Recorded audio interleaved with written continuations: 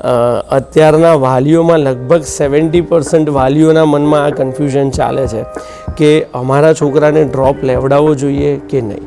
તો yes, I have answer of yes. હા, લેવડાવવો જોઈએ. કોને? પર્ટિક્યુલરલી બધાને નહીં. ધીસ ઇઝ વેરી ઇમ્પોર્ટન્ટ કે તમારે ડ્રોપ ક્યારે લેવડાવવો જોઈએ. જો તમારા સ્ટુડન્ટને, જો તમારા વિદ્યાર્થીને 500 માર્ક આવ્યા છે અથવા તો 480થી વધારે માર્ક આવ્યા છે તો તમારે ડ્રોપ લેવડાવવો જોઈએ. એનું એક જસ્ટિફાયેબલ કારણ કહું. હું આ ઇન્ડસ્ટ્રીમાં છેલ્લા 14 વર્ષથી છું.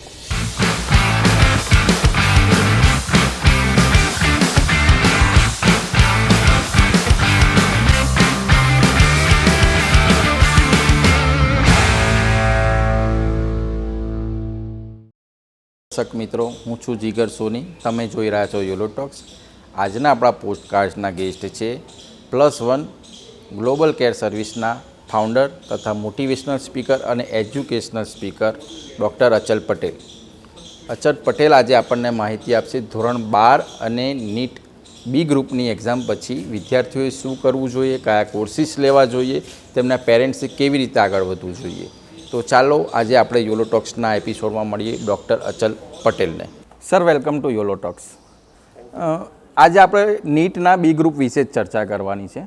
તો ખાસ પહેલો પ્રશ્ન તો મારો એ છે કે નીટની એક્ઝામ આપી ત્યાર પછી કયા કયા કોર્સ થઈ શકે છે?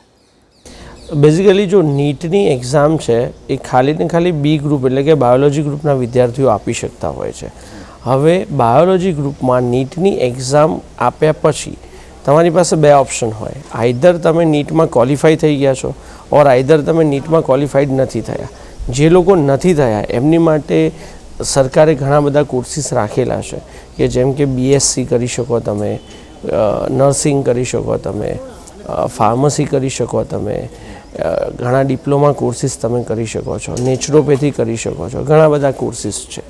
પણ જે specifically those courses which are connected with the doctors, જે તમને ડૉક્ટર્સની ડિગ્રી આપે છે, એ બધા જ કોર્સિસ નીટ ક્વોલિફાઈ કર્યા પછી જ તમે જઈ શકો છો એવી સરકારની ગાઈડલાઇન્સ છે. તો બેઝિકલી એમાં જો ટોપ ટુ બોટમ વાત કરીએ તો સૌથી પહેલો કોર્સ છે MBBS, કે જો MBBS તમારે કરવું હોય તો that is purely depends on the NEET.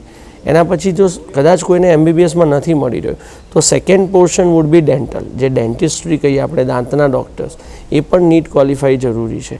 એના પછી આયુર્વેદિક, હોમિયોપેથિક એટલે કે BAMS, BHMS, એ પણ નીટ ક્વોલિફાઈસ જોઈએ છે.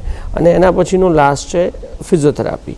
તો આટલા જે કોર્સિસ છે એ પર્ટિક્યુલરલી નીટ ક્વોલિફાઈ થયા પછી જ આપણને એડમિશન મળી શકે છે. હવે નીટમાં ગવર્મેન્ટ કોલેજમાં એડમિશન લેવું હોય તો આશરે કેટલા પોઈન્ટ્સ જોઈએ? જો બેઝિકલી એડમિશન તમારે શેમાં જોઈએ છે એના ઉપર ડિપેન્ડ્સ કરે છે. બેઝિકલી જેમ એમ કીધું કે MBBSથી લઈને ફિઝિયોથેરાપી સુધી બધી જ જગ્યાએ નીટની જરૂરિયાત છે. ટોટલ જે નીટની પરીક્ષા છે એ 720 માર્કની પરીક્ષા લેવાતી હોય છે રૂટીનલી. હવે 720માંથી ડિપેન્ડ્સ કરે છે કે દરેક વર્ષનો કટ ઓફ ક્રાઇટેરિયા શું છે. જેમ કે આ વર્ષ 2023ની વાત કરીએ તો કટ ઓફ ક્રાઇટેરિયા છે એ 137 માર્ક છે ઓપન રિઝર્વ કેટેગરી માટે, ઓપન માટે. અને જે પણ કેટેગરીવાળા લોકો છે એમની માટે રિઝર્વ કેટેગરીનો ક્રાઇટેરિયા છે 107, 107 માર્ક. એટલે તમે 720માંથી જો 137 લાવ્યા છો તો તમે ક્વોલિફાઈડ કહેવાઓ છો. હવે ક્વોલિફાઈડના બેઝિસ પર સૌથી મોસ્ટ ડિમાન્ડિંગ બ્રાન્ચ જે આજના જમાનામાં છે જે MBBS છે. તો સૌથી પહેલી બ્રાન્ચ MBBS ભરાય છે. તો MBBSમાં બી ધેર આર સેવરલ યુનિવર્સિટીઝ. જેમ કે MBBSની વાત કરીએ તો સૌથી ગુજરાતમાં ટોટલ 3 પ્રકારની યુનિવર્સિટી જોવા મળે છે. સૌથી પહેલી છે ગવર્મેન્ટ યુનિવર્સિટીઝ, એના પછી છે સેમી ગ્રાન્ટેડ યુનિવર્સિટીઝ અને એની પછી છે સેલ્ફ ફાઇનાન્સ યુનિવર્સિટી. ત્રણેય યુનિવર્સિટીના ક્વોલિફિકેશન ક્રાઇટેરિયા અલગ છે, ત્રણેય યુનિવર્સિટીના પર્સન્ટેજ વાઇઝ રેશિયો અલગ છે અને ત્રણેય યુનિવર્સિટીની ફીસ અલગ છે. જેમ કે ગવર્મેન્ટ યુનિવર્સિટીની વાત કરીએ તો એ સરકાર ચલાવે છે. જેમ કે અમદાવાદની BJ મેડિકલ, બરોડાની સિવિલ હોસ્પિટલ્સ, ભાવનગર, રાજકોટ, આ બધી જે હોસ્પિટલ્સ છે, જે સિવિલ્સ છે, એ બધી ગવર્મેન્ટ યુનિવર્સિટીઝ છે. તો ગવર્મેન્ટ યુનિવર્સિટીઝની ફીસ એ માત્ર ને માત્ર 12,500થી લઈને 25,000 સુધીની છે વાર્ષિક ફી. એટલે તમારો આખો MBBSનો પ્રોગ્રામ જે છે એ 1 થી 1.5 લાખ રૂપિયામાં પતી જાય છે. પણ આ બહુ લિમિટેડ છે. ફક્ત 7 જ યુનિવર્સિટી, 7 જ કોલેજ છે જે ગવર્મેન્ટ છે. હવે ગવર્મેન્ટ પછી જે નેક્સ્ટ સ્ટેપ કોલેજીસ આવે છે એ ગ્રાન્ટેડ યુનિવર્સિટી કહેવાય, કે જેને સેમી ગ્રાન્ટેડ ઓર સેમી ગવર્મેન્ટ યુનિવર્સિટી છે. તો એવી યુનિવર્સિટી કે જેની આગળ GMERS લખેલું હોય, કે Gujarat medical education and research society. તો ગવર્મેન્ટે એક સોસાયટી ઓર્ગેનાઇઝ કરી છે, એક આખી સ્ટ્રક્ચર ડેવલપ કર્યું છે. એ સોસાયટી શું કરે છે, તો દરેકે દરેક ડિસ્ટ્રિક્ટ વાઇઝ એક સિવિલને લે છે અને એને રન કરે છે. અને ગવર્મેન્ટ ત્યાં આગળ, ગવર્મેન્ટને પણ અત્યારે તમને ખબર જ હશે કે આપણા ગામડામાં PHC CHC સેન્ટરોમાં ડૉક્ટરની બહુ બધી અછત છે. હાલના જમાનામાં MBBS ડૉક્ટર્સ બહુ જ ઓછા છે. તો આ અછતને પહોંચી વળવા માટે ગવર્મેન્ટે આ GMERS કોલેજીસની યોજના કરી છે. જો તમને આજથી 5 વર્ષ પહેલાંની વાત કરું તો ગુજરાતની અંદર ટોટલ 3200 થી 3500 સીટ્સ હતી MBBSથી, જેની કમ્પેરિઝનમાં અત્યારે 2023માં 6,319 સીટો છે. સો ઓલમોસ્ટ ડબલ સીટ થઈ ગઈ લાસ્ટ 5 વર્ષમાં. કેમ? કારણ કે ગવર્મેન્ટને MBBS ડૉક્ટર્સની જરૂરિયાત છે. તો જે GMERS કોલેજીસ છે એ GMERS કોલેજની અંદર ગવર્મેન્ટ એમને એક અમાઉન્ટ ઓફ મની પેડ કરે છે અને એ મનીના બેઝિસ પર ત્યાં આગળ કોલેજ રન થાય છે. સો એની જે ફી છે એ વાર્ષિક 3.5 લાખ રૂપિયાની ફી છે. તો એ ગવર્મેન્ટ કોલેજીસ છે. The next would be the self finance colleges. હવે જે સેલ્ફ ફાઇનાન્સ કોલેજીસ છે એમાં ટોટલી 2 કેટેગરી છે. એક GQ એટલે કે જનરલ કોટા અને બીજું MQ એટલે કે મેનેજમેન્ટ કોટા. સો દરેક હોસ્પિટલ્સની જેટલી બી ટોટલ નંબર ઓફ સીટ્સ હોય એને 2 પાર્ટમાં ડિવાઈડ કરવામાં આવે છે. ટોટલ 85% ઓફ સીટ્સ જે જનરલ કોટાથી કે ભરાતી હોય છે અને 15% seats will be filled up by the management quota. તો આ જે જનરલ કોટાની ફી છે એ અંદાજિત 5 લાખથી લઈને 7 લાખ, 8 લાખ, 10 લાખ સુધી હોય છે. અને જે મેનેજમેન્ટ કોટાની ફીસ છે એ 8 લાખથી લઈને 18 લાખ સુધીની ફી હોય છે, variation to university. So basically જ્યારે પણ તમારે એડમિશન ક્રાઇટેરિયાનું વિચારતા હોય કે તમારે નીટમાં સ્કોર આવે છે તો એના પછી તમારે વિચારવું જોઈએ કે મારો સ્કોર શું છે. પર્ટિક્યુલરલી નીટનો જે સ્કોર છે એના બેઝિસ પર જ તમને MBBSમાં એડમિશન્સ મળતું હોય છે.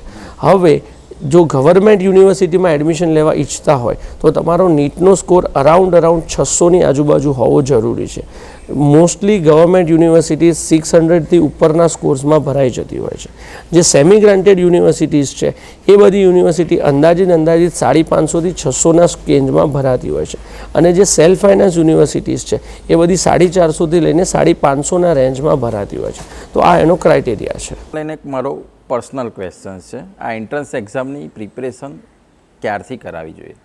કારણ કે હવે શું થાય છે કે સ્ટુડન્ટ 8થમાં હોય કે 9થમાં હોય એટલે પેરેન્ટ્સ બાય પ્રેશર એને પ્રિપરેશન શરૂ કરાવી દે છે.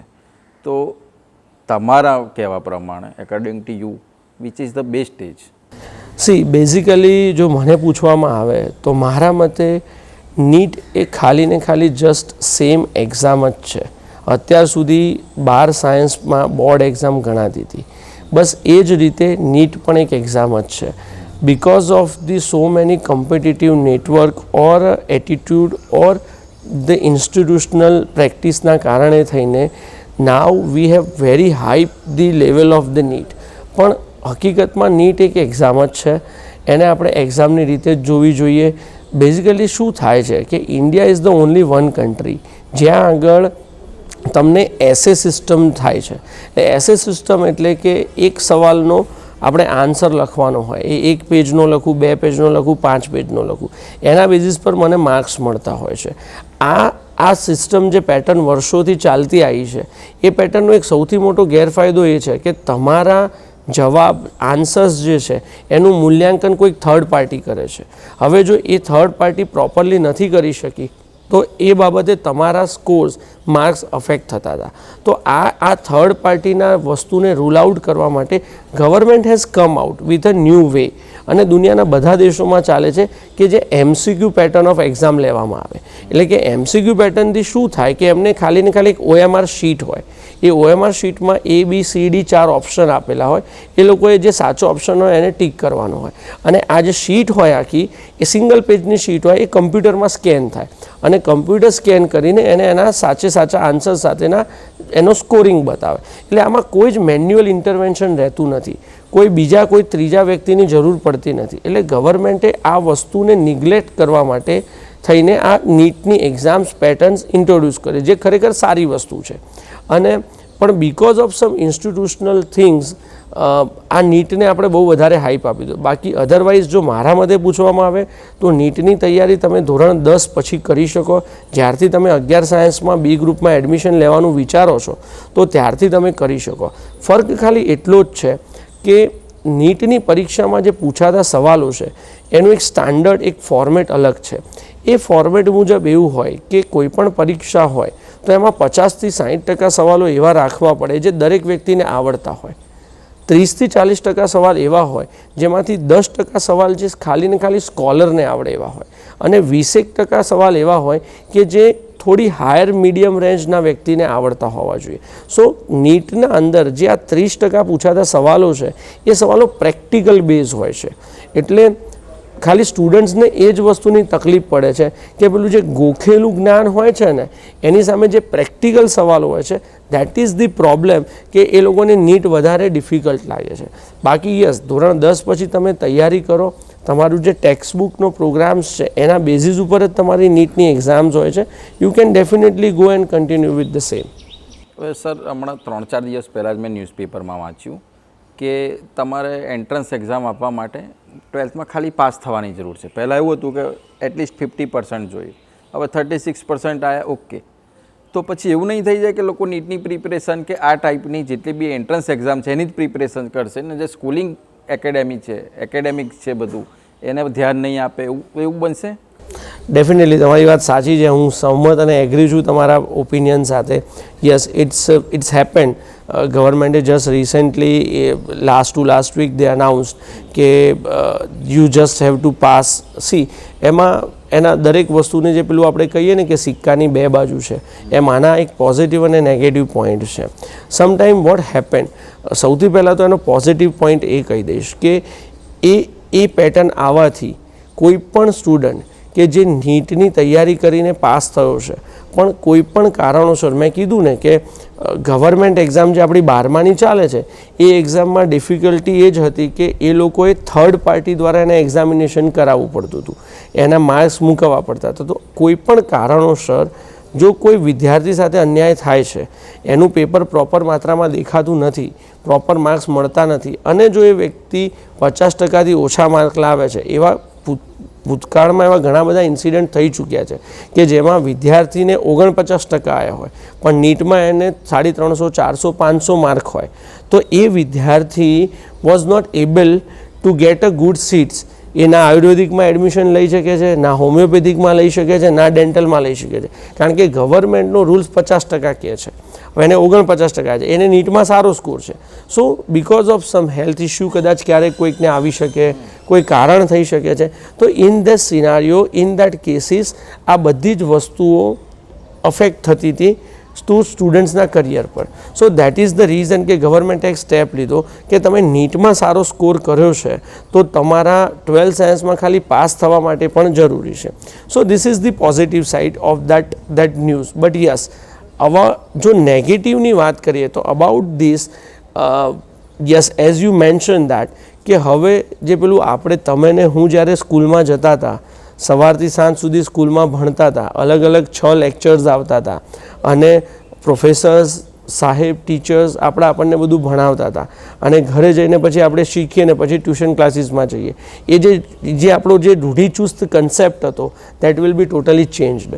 Now it will be purely institutional base. જે મોટા મોટા ઇન્સ્ટિટ્યૂટ છે, જે લોકો નીટની પ્રેક્ટિસ કરાવે છે, JEEની પ્રેક્ટિસ કરાવે છે, એ લોકો ડાયરેક્ટલી ઇન્સ્ટિટ્યુશનમાં છોકરાઓને મોકલશે અને ડમી સ્કૂલ્સ બનીને ડમી સ્કૂલ્સમાં છોકરાઓ જશે અને ભણશે અને ત્યાંથી ખાલી 12th સાયન્સ પાસ કરીને આ થશે. That is a negative side of that. પણ yes, on a balanced note, if they are doing a good in a NEET score, that means students has a good capability to compete with other students. So આપણે તો એ જ જોવાનું છે કઈ રીતે વિદ્યાર્થીને મદદ કરી શકીએ. હવે સર, કોઈ નીટ એપિયર કરી, પોઈન્ટ્સ ઓછા આવ્યા, 570 આવ્યા, ઓછા આવ્યા, 450 આવ્યા, 500 આવ્યા, તો એ લોકોએ નેક્સ્ટ યર રીનીટ કરવું જોઈએ કે એનો કોઈક બીજો ઓપ્શન મળી શકે છે? યસ, બહુ સારો સવાલ કર્યો તમે. અત્યારના વાલીઓમાં લગભગ 70% વાલીઓના મનમાં આ કન્ફ્યુઝન ચાલે છે કે અમારા છોકરાને ડ્રોપ લેવડાવવો જોઈએ કે નહીં. તો yes, I have a answer of yes. હા, લેવડાવવો જોઈએ. કોને? પર્ટિક્યુલરલી બધાને નહીં. ધીસ ઇઝ વેરી ઇમ્પોર્ટન્ટ કે તમારે ડ્રોપ ક્યારે લેવડાવવો જોઈએ. જો તમારા સ્ટુડન્ટને, જો તમારા વિદ્યાર્થીને 500 માર્ક આવ્યા છે અથવા તો 480થી વધારે માર્ક આવ્યા છે તો તમારે ડ્રોપ લેવડાવવો જોઈએ. એનું એક જસ્ટિફાયેબલ કારણ કહું. હું આ ઇન્ડસ્ટ્રીમાં છેલ્લા 14 વર્ષથી છું. છેલ્લા 6 વર્ષથી નીટ ચાલુ થઈ છે, આ 6થું વર્ષ છે. Since last 5 years what we scene, જે અમે જોયું છે એના આધારે તારણ કહું છું તમને કે usually the higher percentage of increment, કે તમારો આ વર્ષનો જે નીટનો સ્કોર છે અને આવતા વર્ષે જે નીટનો સ્કોર આવશે આફ્ટર અ ગુડ અને સારી પ્રિપેરેશન પછી, એનો જે ઇન્સિડન્ટ છે, જે ઇન્ક્રીમેન્ટ છે, that will be only 20 to 30%. As example, આજે ધારો કે તમારો 400નો સ્કોર આવ્યો છે, તો જો તમે આવતા વર્ષે ડ્રોપ લેશો અને તૈયારી કરશો તો અગેન તમારો સ્કોર 460થી 480 જ આવશે. નહીં કે 400 વાળો વિદ્યાર્થી 600 પર પહોંચી જશે. આ બહુ સમજવા જેવી વસ્તુ છે. હવે જો 400ના ડ્રોપ પછી તમને 450 કે 480 આવશે તો again you are falling down in the self finance colleges only. તો સેલ્ફ ફાઇનાન્સ કોલેજીસ માટે જો તમારે પ્રિપેરેશન કરવી છે તો અગેન તો 400માં જ એડમિશન લઈ લો. because the costing of the self-finance colleges is cost you in a management quota more than 70 lakhs 80 lakhs per whole course. તમારા એક આખા કોર્સની કિંમત 70-80 લાખ રૂપિયા છે. So instead of that what I suggest personally, કે જે મેં વર્ષોથી હું વિદ્યાર્થીઓને કહું છું કે યસ, ઇન્ડિયામાં we have a limitations of seats for MBBS. So જે વિદ્યાર્થીઓ જેમનો સ્કોર 150 માર્કથી લઈને 400 માર્કની વચ્ચે છે, 450 માર્ક્સની વચ્ચે છે, અને જે વિદ્યાર્થીઓને ઇન્ડિયામાં એડમિશન્સ નથી મળતું, તો એવા વિદ્યાર્થીઓએ અબ્રોડ એજ્યુકેશન્સનો જે ઓપ્શન છે એને ડેફિનેટલી શોધવો જોઈએ. There are lot of countries કે જ્યાં આગળ MBBS કરવા માટે સારી એવી કોલેજીસ અવેલેબલ છે. At almost half of the price, જે ઇન્ડિયામાં પ્રાઇસ છે એના કરતાં 50% ઓછી ફીઝમાં ત્યાં આગળ ભણી શકે છે લોકો. અને most important thing is the advance technology and advance infrastructure જે લોકો જોડે છે. So yes, we have to go there. જો તમારો સ્કોર એની વચ્ચે છે નીટનો, તો better to choose that instead of drop. Again બીજો એક ઇમ્પોર્ટન્ટ પોઈન્ટ છે ડ્રોપનો. જ્યારે તમે ડ્રોપ લો છો ત્યારે તમારી પર એક અજબ જ પ્રકારનું, એક ટ્રેમેન્ડસ પ્રકારનું પ્રેશર હોય છે વિદ્યાર્થી પર ટુ પરફોર્મ. આજે આપણે જ છીએ, બરાબર છે, આપણે બધા નાનપણમાં કોઈકના કોઈક પ્રકારની ટુર્નામેન્ટ્સ, ક્રિકેટ્સ બધું રમતા હોય. તો આપણે જ્યારે તમે કોઈ ટુર્નામેન્ટમાં ફાઇનલમાં પહોંચ્યા હોય અને ત્યારે રમવાનું જે પ્રેશર છે અને જ્યારે રૂટીન પ્રેક્ટિસ કરતા હોય ત્યારે રમવાનું પ્રેશર છે, બંનેમાં ફરક પડે છે. એમ વિદ્યાર્થી માટે જ્યારે તમે ડ્રોપ લો છો ત્યારે જે આવવાવાળું નેક્સ્ટ યર છે એ બહુ ઇમ્પોર્ટન્ટ થઈ જાય છે. એ વર્ષે તમારે વિદ્યાર્થીને શું ખબર, તમને કોઈ નેચરલ કલામિટીઝ આવી, વિદ્યાર્થીને તબિયતનો કોઈ ઇસ્યુ થયો, કોઈ હેલ્થ ઇસ્યુ થયો, એના ફેમિલીમાં કોઈ ઇસ્યુ થયો, દેર are lot of reason. Paper ભારે નીકળી ગયું, જે તમે વાંચ્યું છે એનું રિવિઝન ના થયું, there are lot of things are there કે જે પરિબળો ભજવે છે to settle down your score. So આ બધી વસ્તુઓ સાથે ટુ પરફોર્મ અ હાઈ એ બહુ રિસ્ક છે. એટલે એટલા માટે જ હું કહું છું yes, exceptional cases R there કે જેને કદાચ 400માંથી 550 આવ્યા હશે, પણ એ બહુ રેર છે. રૂટીનલી 400માંથી 450 આવ્યા હોય કે 450 આવ્યા હોય, that is the real point જે ડ્રોપ આઉટ માટેનો હું કહી શકું એ છે. એમ કે સર એક સવાલ છે, it's okay if you want to avoid, ઇન્ડિયામાં આટલું મોંઘું કેમ છે એજ્યુકેશન, ફોરેનમાં કેમ સસ્તું છે? C, first of all India has a limitations of seats. જેમ કે આપણી એક યુનિવર્સિટી કે એક કોલેજ છે, આપણા ત્યાં એનએમસી છે. એનએમસી એટલે કે નેશનલ મેડિકલ કમિશન, જે રેગ્યુલરી બોડી છે ટુ રેગ્યુલર હોલ જેટલા પણ આખા ઇન્ડિયાની જેટલી પણ મેડિકલ કોલેજીસ છે, ઇન્સ્ટિટ્યૂટ છે, એમની હોસ્પિટલ્સ છે, એ બધાના ધારાધોરણ અને ગાઈડલાઇન્સ જે મેનેજ કરવાનું છે એની જવાબદારી એનએમસીની છે. હવે એનએમસીએ સર્ટેન ક્રાઇટેરિયા ફિક્સ કર્યા છે. જેમ કે આજે કોઈ એક મેડિકલ કોલેજને પરમિશન આપે છે તો એમને 100 સીટની પરમિશન આપી, તો 100 સીટની અવેજીમાં એમને મિનિમમ બેડ્સ, ધારો કે 500 બેડની હોસ્પિટલ હોવી જોઈએ, આટલા દર્દી એક મહિને આવવા જોઈએ, આટલી ટીચિંગ ફેકલ્ટીનો સ્ટાફ હોવો જોઈએ, આટલો તમારો નોન ક્લિનિકલ સ્ટાફ હોવો જોઈએ, આટલા તમારા પ્રોફેસર્સને એચઓડી હોવા જોઈએ. આ બધી જ વસ્તુઓ એમણે ધારધોરણ ફિક્સ કરેલા છે. તમારે આટલું સરફેસ એરિયા, આટલા કિલોમીટરમાં તમારું રેડિયસ હોવું જોઈએ, આટલી બિલ્ડિંગ હોવી જોઈએ, આટલી લાઇબ્રેરી હોવી જોઈએ. There are so many rules. હવે આ રૂલ્સ સાથે two manage the hospitals is very expensive. બીજું, આ રૂલ્સ મુતાબિક તમને જે સીટ અલોટ કરવામાં આવી છે દેટ ઇઝ ઓલ્સો લિમિટેડ, કે ભાઈ દરેક કોલેજને 80, 100, 150 એવી રીતે સીટ અલોટ થાય છે. જ્યારે જો વિદેશમાં તમે વાત કરીએ તો they have a open university system, they have a autonomous system, એટલે કે ત્યાં આગળ એ લોકોને number of seats they can increase by their own, એ એમની રીતે સીટ્સ ફિલઅપ કરી શકતા હોય છે. Yes, they have also norms, એમના પણ એક કાયદા કાનૂન છે કે પર્ટિક્યુલર કેટલા વિદ્યાર્થી વચ્ચે કેટલા પ્રોફેસર હોવા જોઈએ, કેટલા ડૉક્ટર હોવા જોઈએ, એ લોકો એ મેનેજ કરે છે. But not in terms of જે આપણા રૂલ્સ છે એવું. એટલે આપણા રૂલ્સ સાથે જો આ બધી જ વસ્તુઓ ફોલો કરવા જાય તો એનું જે ઓપરેટિંગ કોસ્ટ છે, જે હોસ્પિટલને ને કોલેજને ચલાવવાની કોસ્ટ છે, દેટ ઇઝ વેરી હાઈ.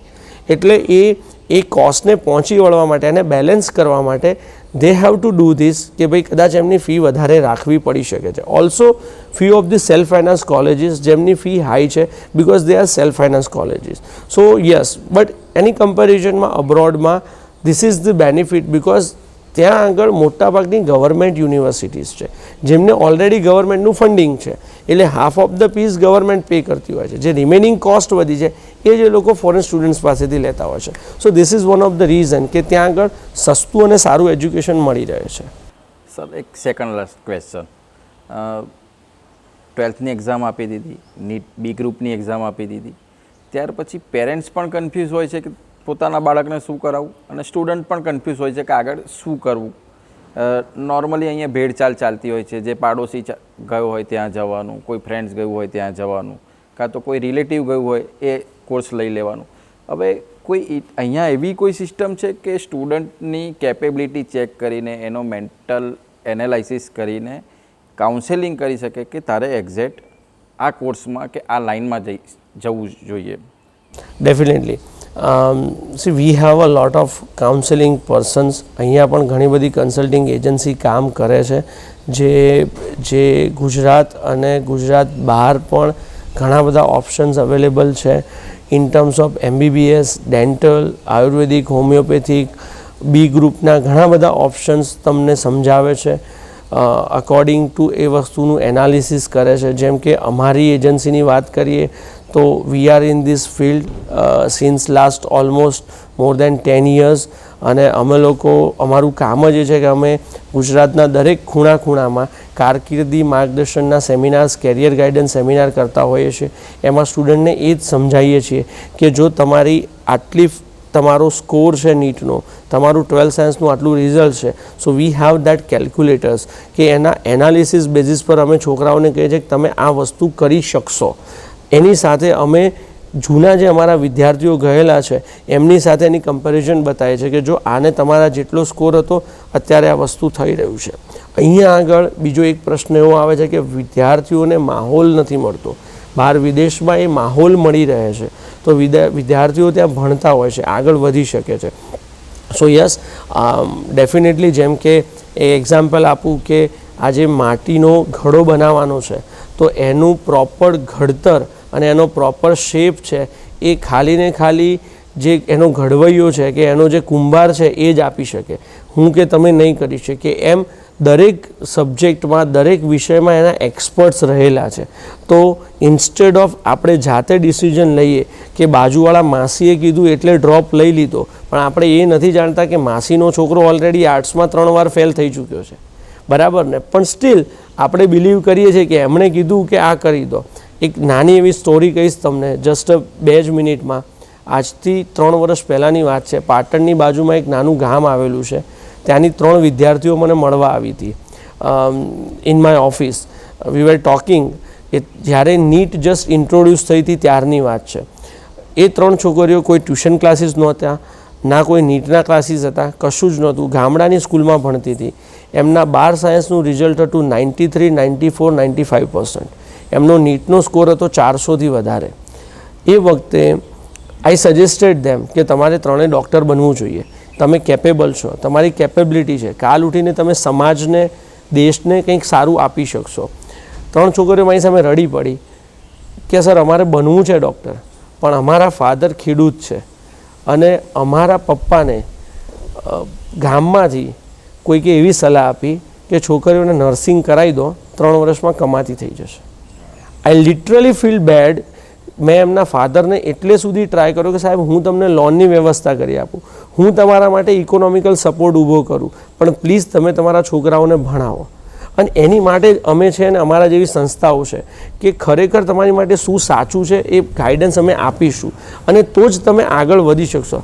આજે પણ મને એ વાતનો અફસોસ છે કે એ છોકરીઓએ નર્સિંગ કર્યું. ડેફિનેટલી અત્યારે જ્યાં પણ છે ત્યાં સારું અર્ન કરી રહેતા હશે, એ સબ્જેક્ટમાં આગળ વધતા હશે, પણ જો એ છોકરીઓમાંથી કોઈ આગળ વધ્યો હોય, કોઈક સારો ઓન્કો સર્જન, કોઈ પીડિયાટ્રિશિયન્સ, કોઈ ફિઝિશિયન, ઘણું બધું બની શક્યું હોત. So yes, go to the right person, that is first step. અને ત્યાં જઈને એમની સલાહને માનવી અને સ્વીકારવી, that is the second most important part. Sir, મારા એક મેન્ટોર કહેતા હતા કે વાંદરાઓને સ્વિમિંગ ના શીખવાડાય અને માછલીઓને ઝાડ પર ના ચડાવાય. નોર્મલી આપણા સમાજમાં જ થતું હોય છે.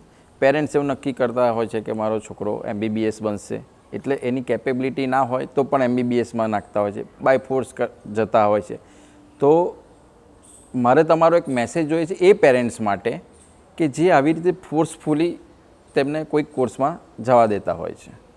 યસ, સી બેઝિકલી હું એ વાત પર એટલું કહીશ કે ડેફિનેટલી દરેક પેરેન્ટ્સને એના બાળકની એબિલિટી પર ભરોસો હોય જ છે અને દરેક બાળક પોતાના પેરેન્ટ્સ માટે હંમેશા કંઈક વધારે જ આપવાની ઈચ્છા કરતો હોય છે. એમાં તમારી વાતને હું 2 રીતે જોઈશ. પહેલી વસ્તુ કે કોઈ વિદ્યાર્થી એવું ના ઈચ્છતો હોય કે હું ઓછા માર્ક્સ લાવું, but due to some reason, કોઈ સર્કમસ્ટેન્સીસના કારણે એને ઓછા માર્ક આવ્યા છે. તો ડૉક્ટર APJ અબ્દુલ કલામનું એક બહુ સારું વાક્ય છે કે age doesn't show the maturity and grades doesn't show your knowledge. તમને સારા માર્ક આવ્યા છે એટલે તમે નોલેજેબલ છો એવું બિલકુલ નથી, કે તમને ખરાબ માર્ક આવ્યા છે એટલે તમારું નોલેજ નથી એવું બિલકુલ નથી. But yes, what you exactly want in your life, તમારો અલ્ટિમેટ ગોલ શું છે, that is very much important મારા મતે. બિકોઝ હું મારા દરેક કેરિયર ગાઈડન્સ સેમિનારમાં એ વાત કહેતો હોઉં છું કે don't change the goal, change the way to achieve the goal. એટલે કે તમે એકવાર નક્કી કર્યું છે કે તમારે ગોધરાથી દાહોદ જવું છે, તો પછી એ વસ્તુને તમે ચેન્જ ના કરો. યસ, હા, હવે એને મારુતિ 800 સાથે જવું છે, સ્વિફ્ટ લઈને જવું છે કે મર્સિડીઝ લઈને જવું છે, એ ડિસાઇડ આપણે બધાએ ભેગા મળીને કરવાનું છે. પણ definitely to achieve the goal is the first priority. બીજી બાજુ જે તમે કીધું એમ કે યસ, કોઈ પણ વસ્તુ કરો છો, હું પર્ટિક્યુલરલી પેરેન્ટ્સને આ વાત કહીશ કે કોઈ પણ વસ્તુ કરો છો તો એમાં સ્ટુડન્ટ્સની સહમતિ અને ઇન્ટરેસ્ટ એ બહુ જરૂરી છે. જો આજે તમારો વિદ્યાર્થી કહી રહ્યો છે કે પપ્પા મારે ડૉક્ટર બનવું છે, તો એને એ બાજુ મોટિવેટ કરો. જો તમે એવું વિચારી રહ્યા છો કે તમારો વિદ્યાર્થી ના પાડી રહ્યો છે તો પણ તમે એને ફોર્સ કરો છો, તો એ આમે સક્સેસ નહીં જાય.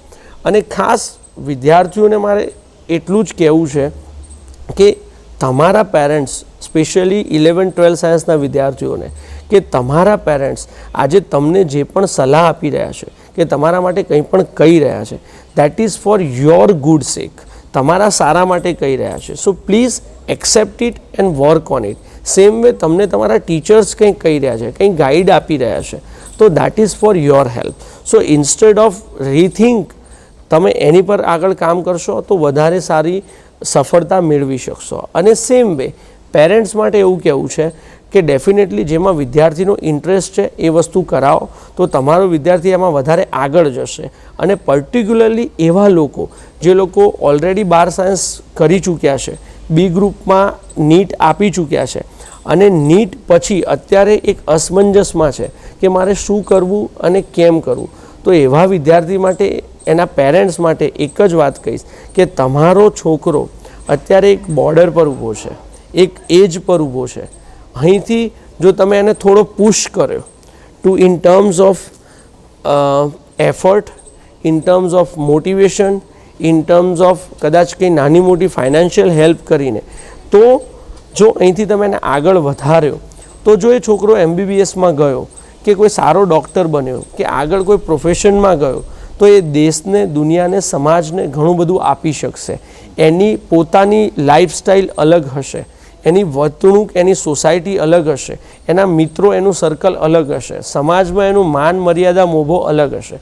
અને જો એ જ છોકરાને એની ઈચ્છા છે પણ જો તમે એને ખેંચી રાખ્યો અને લાઇનની પેલી બાજુ રાખ્યો તો કાલ ઉઠીને સામાન્ય વ્યક્તિ થઈ જશે, એક કોમન મેન બનીને રહી જશે. જે વ્યક્તિ સમાજને ઘણું બધું આપી શકતો હતો એ વ્યક્તિ આજે નોર્મલ પીપલ તરીકે લાઈફ નીકાળીને જવાઈ દેશે. સો ડિસિઝન ઇઝ યોર્સ, નિર્ણય તમારે લેવાનો છે. અચલ સર, તમે તમારા આટલા બધા બિઝી સ્કેડ્યુલમાંથી અમને ટાઈમ આપ્યો અને ઇન્ડિયાના ટુ બી અને એસ્પાયરિંગ ડૉક્ટર્સને જે યુઝફુલ ઇન્ફોર્મેશન આપી તે બદલ થેન્ક યુ. લોકો 1 to 1 નથી પહોંચી શકતા અને એવા વ્યક્તિઓ સુધી તમારી ચેનલના માધ્યમથી મેક્સિમમ લોકો સુધી આ વિડીયો પહોંચશે. તો જે પણ વ્યક્તિને અમારી જરૂર હોય એને અમે અમારો નંબર પણ તમને શેર કરીશું. We are doing a free of cost counselling. અમે કોઈ ચાર્જિસ નથી લેતા આની માટે. અમે બધા જ ડૉક્ટર્સ છીએ, મેડિકલ ફેટર્નિટી સાથે અટેચ છીએ, just to help the society to develop a new generation with their interest to fight against the society. એ અમે આ તૈયાર કરી રહ્યા છીએ. તો એમાં તમારી ચેનલને અમને આ સહભાગી થઈને અમને મોકો આપ્યો એની બદલ તમને, તમારા યોલો ટોક્સ ચેનલ્સને ખૂબ ખૂબ ધન્યવાદ. Thank you so much.